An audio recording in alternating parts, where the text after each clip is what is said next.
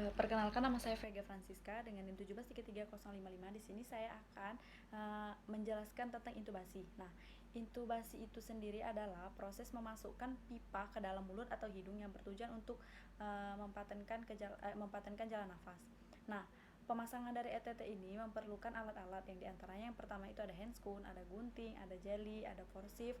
Forceps itu bertujuan untuk mengambil benda asing dalam mulut. Nah, lalu ada laryngeal scope, ada oropharyngeal airway, ada pipa ETT. Ukuran dewasa itu ya sekitar 7 sampai 7,5 cm.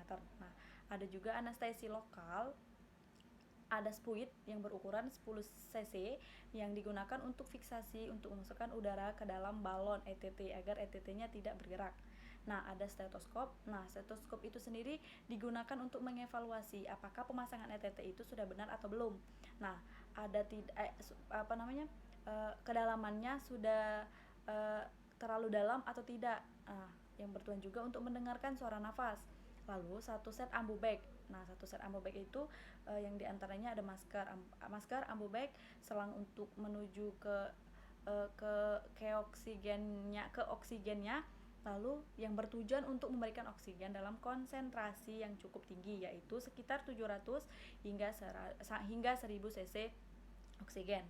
Lalu dosis oksigennya itu sekitar 12 sampai 15 liter. Nah, section dan mesin section. Nah, digunakan untuk di jalan nafas ada hiperekresi dari lendir, maka akan di section dulu baru dipasang.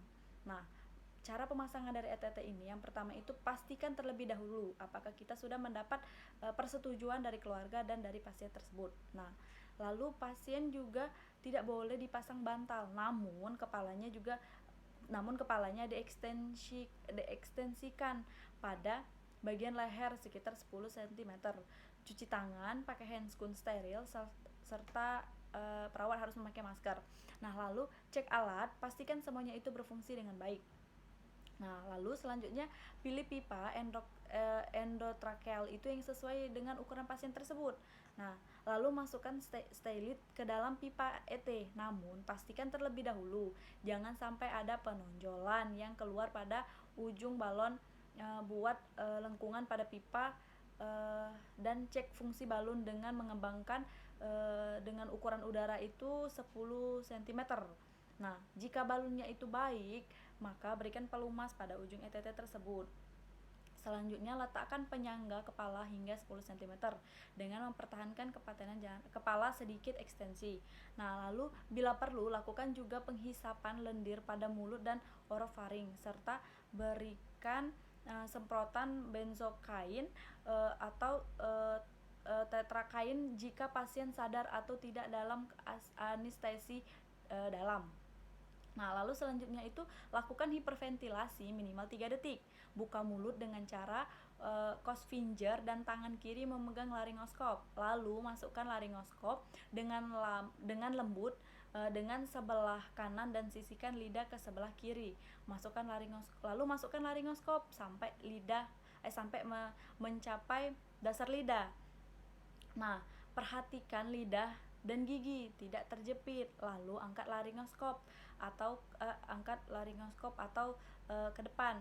Nah, bila pita suara sudah terlihat, maka tahan tarikan atau posisi laringoskop dengan menggunakan kekuatan siku dan penggelembung udara. Nah, masukkan pipa endotrakeal dari sebelah kanan untuk mulut ke orofaring sampai ke bagian proksimal dari endotrakeal melewati pita suara kurang lebih 1 sampai 2 cm pada orang dewasa sampai 9 hingga 9 sampai 12 cm. Nah, lalu angkat laringoskop dan stylet pipa ET dan isi balon dengan udara 5 sampai 10 ml. Waktu intubasi itu juga tidak boleh lebih dari 30 detik. Nah, hubungkan pipa endotrakeal itu dengan ambu bag dan lakukan ventilisasi sambil auskultasi asisten pertama pada lambung dan paru kiri dan kanan, serta memperhatikan pengembangan dada. Bila terdengar gurgling, nah maka pada lambung dan dada itu tidak mengembang, maka pipa endotrakealnya itu tidak masuk ke dalam esofagus, dan pemasangan harus diulang setelah melakukan hiperventilasi ulang selama 30 detik. Nah, berkurangnya bunyi nafas di atas dada kiri biasanya mengidentifikasikan pergeseran pipa ke dalam bronkus trauma kanan dan membutuhkan tarikan pada pipa ET. Setelah bunyi nafas ini normal, maka kembangkan balon cup dengan speed 10 cc itu tadi. Nah, lalu lakukan fiksasi dengan pipa dengan plaster agar terdorong atau tidak tercabut. Pasang juga orofaring agar pasien dapat mencegah menggigit endotrakeal jika pasien nantinya mulai sadar. Nah, lalu lakukan ventilasi dengan oksigen dengan kadar 100%. Lalu yang terakhir, kita segera cuci tangan dan bereskan semua alat. Terima kasih, apabila ada kekurangan saya mohon maaf.